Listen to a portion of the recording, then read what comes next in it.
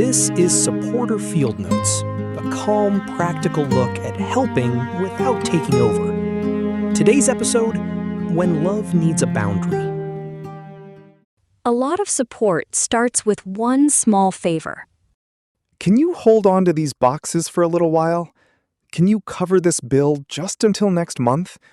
Can you make this phone call for me? Can you come over and take care of it because I cannot face it today?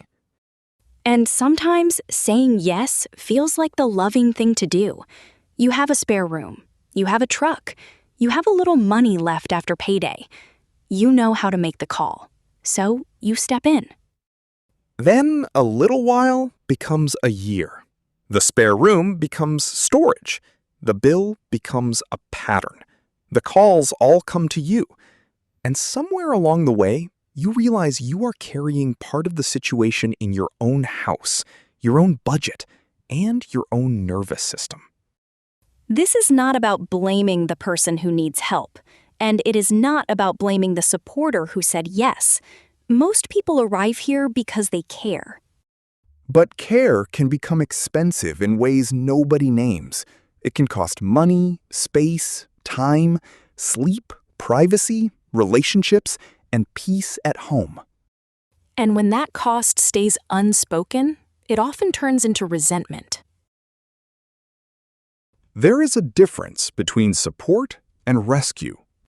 Support says, I will stand beside you while you do what you are ready to do. Rescue says, I will absorb the consequences, so neither of us has to feel the problem today. That can sound harsh, because supporters are often trying to prevent pain. They may be trying to prevent an eviction, a late fee, an argument, an embarrassing visit, or a difficult decision. And sometimes a short-term rescue is genuinely necessary. Life happens. People get sick. People lose work. A crisis can call for immediate help. The question is not, have you ever helped too much? The better question is this help making a path forward, or is it quietly becoming the new normal? If you are paying for a storage unit month after month, it may be worth asking, what is the plan for what is in it? Who is making the next decision? What happens if I cannot keep paying? If boxes are filling your garage, it may be worth asking, is there a clear time limit? Are we making room for a person to move forward? Or are we moving the pressure from one home into another? These are not cruel questions. They're honest ones. One reason this gets complicated is that supporters are often trying to keep the peace. Yes, they know that saying no might bring tears, anger, silence, or a painful fight. So they say yes to avoid the moment. But avoiding one hard moment can create 100 smaller ones. You walk around the boxes in your own home. You skip something you needed because you covered another bill. You feel your stomach tighten every time your phone rings. Then, eventually, the boundary comes out sideways. It comes out in a blow-up. It comes out as sarcasm. It comes out as, I have done everything for you and you do not appreciate it. And by then, both people are hurt. A boundary said early and calmly is usually kinder than a boundary saved up until it becomes an explosion. That is worth saying again. A boundary is not proof that you care less. Sometimes it is the only way to keep caring without losing yourself. People often hear the word boundary and picture a cold speech, but it can be plain and warm. You might say, I can keep these 3 boxes until the end of next month. After that, I need my room back. I would be willing to sit with you while we make a plan for them. Or, I cannot pay for the storage unit again this month. I know that is stressful. I can help you look at what needs to happen before the payment is due.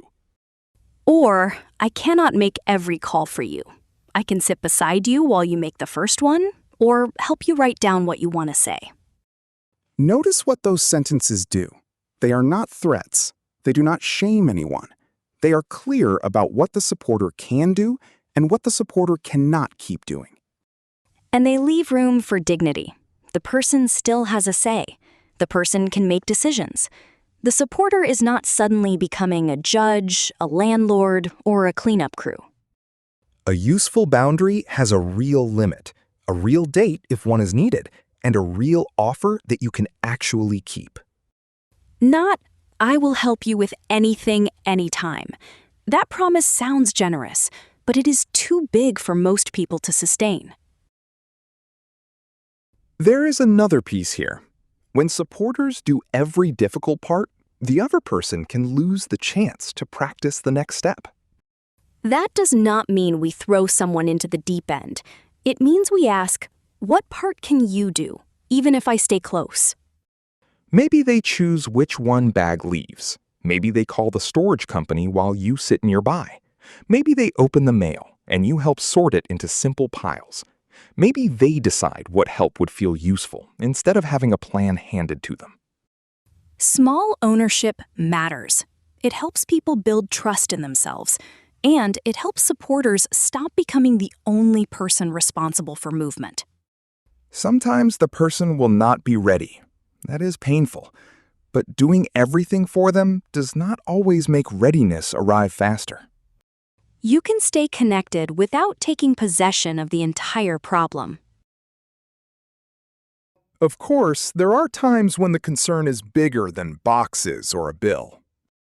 If there are blocked exits, immediate fire hazards, serious medical concerns, no safe place to sleep or use the bathroom, abuse, neglect, animal safety issues, or a legal deadline that cannot be ignored, the situation may need outside help. But even there, the goal is not to punish or humiliate. The goal is to name the risk clearly, keep the person involved as much as possible, and take the smallest responsible step toward safety. I care about you, and I am worried about this blocked doorway. I'm not asking you to solve the whole house today, but I do think we need help making this one area safer.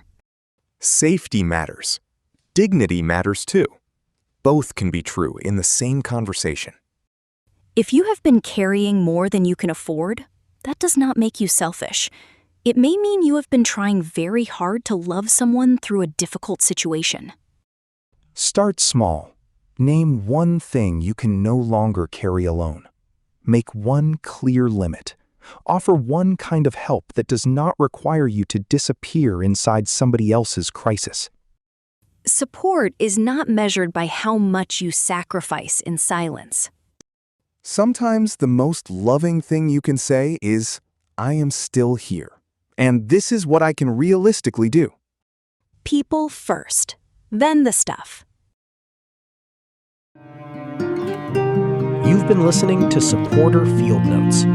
People first, then the stuff.